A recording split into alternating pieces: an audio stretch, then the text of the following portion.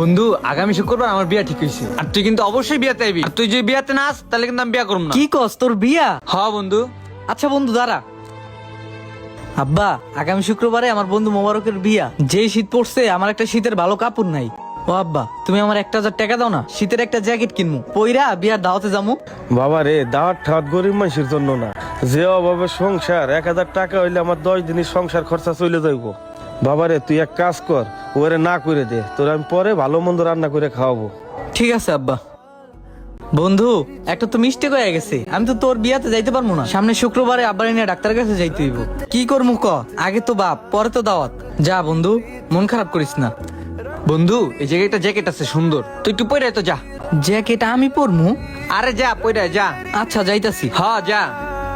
तेरी प्रीत का माही तेरी चुनरिया